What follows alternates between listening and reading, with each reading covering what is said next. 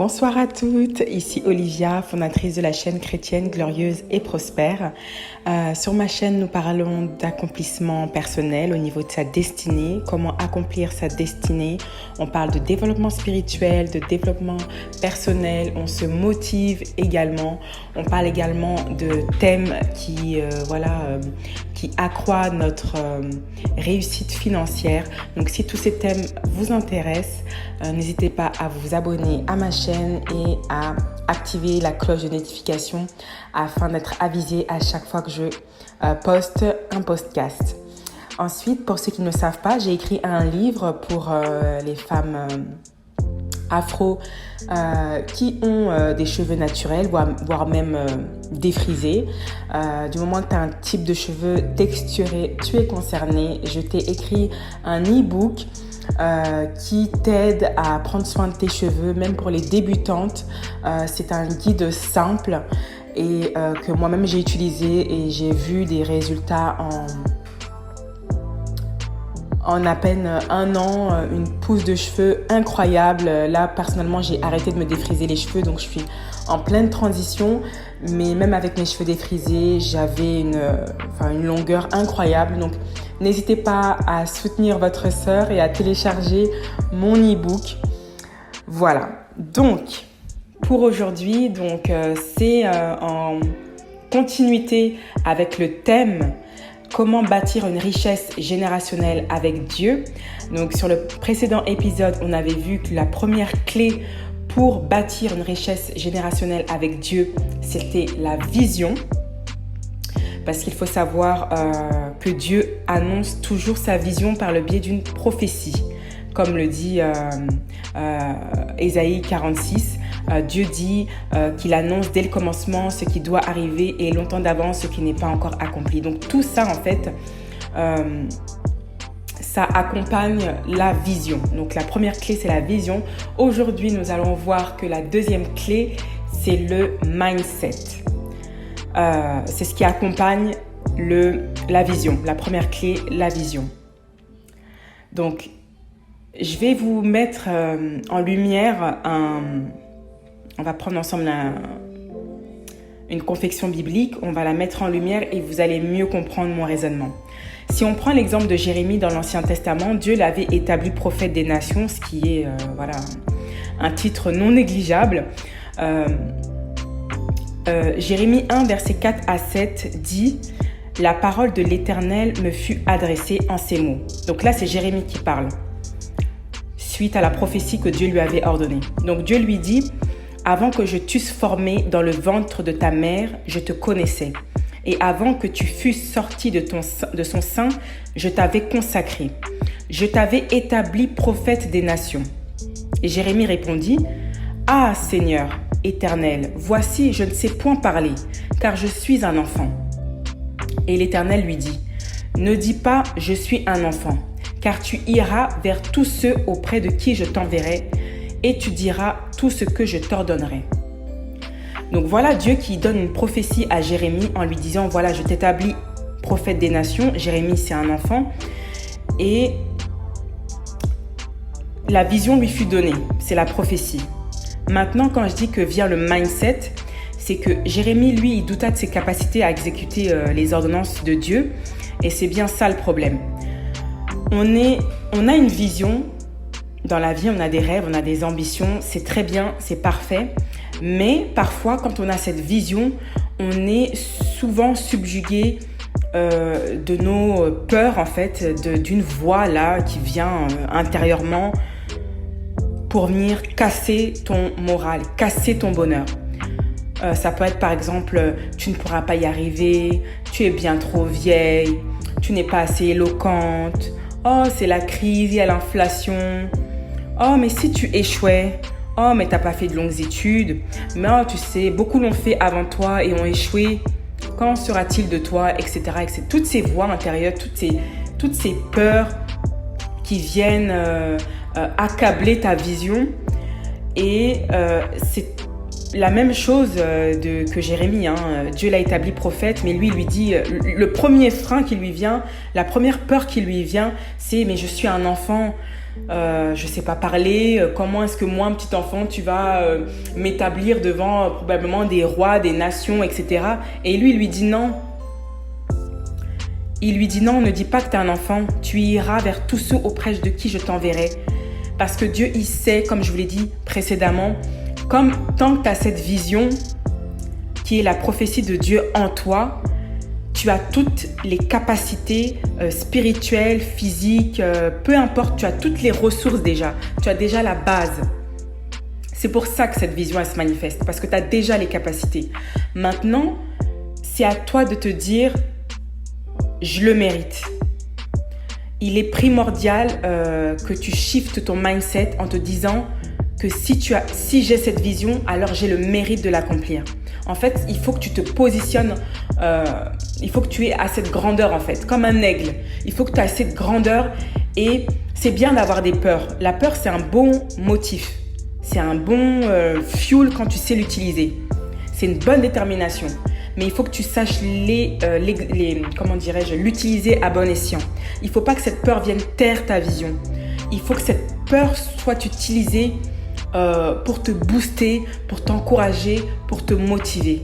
Donc, il faut absolument, je sais que c'est assez redondant, tout le monde parle de mindset sur Internet, blabla, mais un mindset bien programmé, c'est un puissant actif. Un mindset bien programmé engendre la foi. Et rappelez-vous des versets qui te disent « Si tu crois l'avoir reçu, alors tu le verras s'accomplir. » Ou encore « Si tu dis à la montagne, ôte-toi de là et jette-toi dans la mer, alors la montagne, elle se jettera dans la mer. » Mais tout commence par la conscience. Tout commence par le mindset. Donc, tu dois te positionner en te disant « J'ai le mérite de l'accomplir. » Et autre point, tu dois briser les limitations. Y a beaucoup de gens, dans ma vie de chrétienne, j'ai souvent entendu dire oui, l'humilité c'est égale pauvreté. Je sais pas d'où sort cette ignominie. C'est pas parce que tu es pauvre que tu es forcément humble. Oui, mais Jésus, il était pauvre, il s'est fait carpentier. Oui, mais Jésus s'est fait pauvre pour que nous soyons riches. Jésus s'est fait rejeter sur la croix pour que nous, on soit acceptés. Donc oui, Jésus s'est fait humble, il aurait pu être roi sur la terre. Mais c'est parce que le message derrière, c'est que l'humilité précède la gloire. Et je veux que tu brises cette limitation-là qui te dit que ouais, mais toi tu vas être chrétien, c'est pas l'argent, c'est source du mal, etc. Non, tu peux être une bonne personne et quand tu es riche, tu bénis les gens. C'est pas l'argent qui est démoniaque, c'est le cœur de l'homme qui est tortueux et nul ne peut le connaître. Donc le fait que tu sois riche et que tu aies de l'argent, ça ne fait pas forcément de toi une bonne personne, oui c'est vrai, et ça ne fait pas forcément de toi une mauvaise personne. C'est ce que tu en fais, ce sont tes valeurs qui sont déjà ancrées en toi.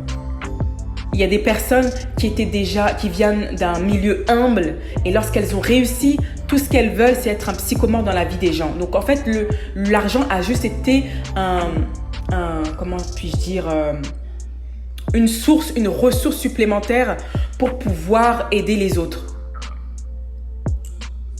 Mais ça n'a rien à voir avec l'argent. Ça fait partie de leurs valeurs qui sont déjà ancrées en eux. Voilà, donc ce type de limitation que tu vas entendre auprès des gens autour de toi, parfois même de ta famille. Et j'ai remarqué aussi les gens qui veulent réussir dans la vie, qui disent honnêtement et ouvertement qu'ils veulent être riches parce que voilà, c'est leur aspiration, parce qu'ils ont eu des situations difficiles dans leur vie, parce qu'ils ont connu ça et autres. C'est très bien, mais moi, j'ai remarqué que les personnes qui veulent toujours juger les gens qui veulent être riches, parfois c'est parce qu'elles n'ont rien accompli dans leur vie elles-mêmes. Et donc, elles vivent avec une certaine aigreur et elles veulent comme aspirer les rêves des autres, faire taire les rêves des autres pour pouvoir se sentir mieux dans leur malheur. Et ces gens-là, moi je les appelle les tueurs de destinée, il faut les mettre de côté. Ça peut être vos amis, ça peut être des membres de votre famille, ça peut être n'importe qui. Mais je veux vraiment que vous puissiez taire toutes ces voix-là, tous ces parasites et vous concentrer sur votre but d'être riche financièrement. Mais tout commence de l'intérieur. Donc, également, autre point, le mindset exige un travail d'ordre spirituel. Donc, la discipline, la persévérance. Sachez que même dans votre route vers le succès, ce ne sera jamais facile. Et Dieu nous a jamais dit que ce serait facile. Donc, c'est à nous de nous affermir au Créateur, car lui seul nous donne la force de continuer et de surmonter les obstacles. Il y en aura des obstacles. Tu vas tomber, tu vas te relever. Mais je veux pas que tu t'attardes sur les non-accomplissements, mais je veux que tu sois fier de ta transformation. Et même si tu connais certains échecs, je veux que tu sois fier de ces échecs. Parce que les échecs sont le début de ta bénédiction. Par exemple, moi, personnellement, c'était en 2018, j'ai voulu créer ma première société de réalité virtuelle, donc c'est-à-dire installer une sorte de centre de loisirs dans des aéroports, parce que j'avais fait une étude de marché, je m'étais rendu compte que l'aéroport de Paris, que ce soit Orly ou Roissy-Charles de Gaulle, était noté 31e aéroport au monde. Non, je pense que c'était sur l'échelle européenne. Le 31e aéroport le moins attrayant de toute l'Europe. Et je me suis dit, comment est-ce que moi, en tant qu'entrepreneur, je peux pallier à ce problème? Et bien, avec mon mari, on a réfléchi à une idée. On s'était rendu compte que voilà, il y avait beaucoup de passagers pendant les transits qui attendaient, même qui devaient s'asseoir par terre, etc. Donc, on a fait toute une étude de marché. On a réussi à avoir des partenariats auprès du département marketing de l'époque à Roissy-Charles de Gaulle. On a réussi à obtenir un rendez-vous, mais malheureusement, ça s'est soldé en un total échec.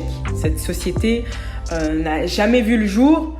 Ça a été un total échec, mais j'ai tellement appris lors de cette phase comment créer des partenariats sains. Je me suis fait arnaquer de plus de 1 000 € pour des business plans, etc., etc. Mais j'en suis ressortie beaucoup plus forte. Parce que maintenant, je sais où aller, je sais comment créer une société au niveau administratif sans forcément passer par des avocats et autres. Enfin, bref, juste pour te dire que chaque échec, ça nous apprend quelque chose. Et j'aime pas appeler ça échec, j'aime appeler ça leçon. Chaque leçon, on en tire quelque chose. Et je veux que tu aies ce genre de mindset. Ça va toujours t'aider à penser de manière positive.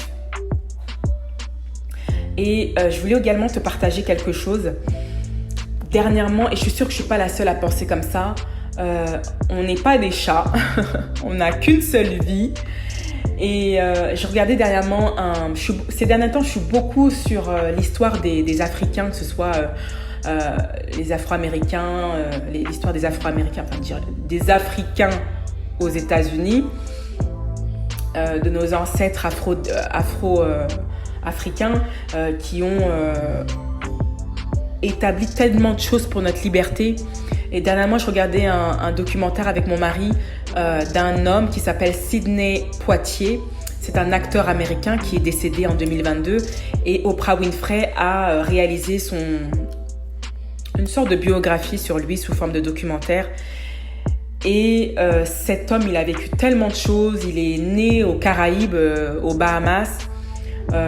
Il a émigré aux États-Unis en pleine ségrégation raciale, mais il a réussi à être acteur, à être réalisateur, à accomplir ses rêves, à accomplir sa destinée. Il a gagné un Oscar en pleine ségrégation raciale dans les années 1960, il me semble. Et je regardais, quand j'ai fini de regarder cet épisode, j'étais tellement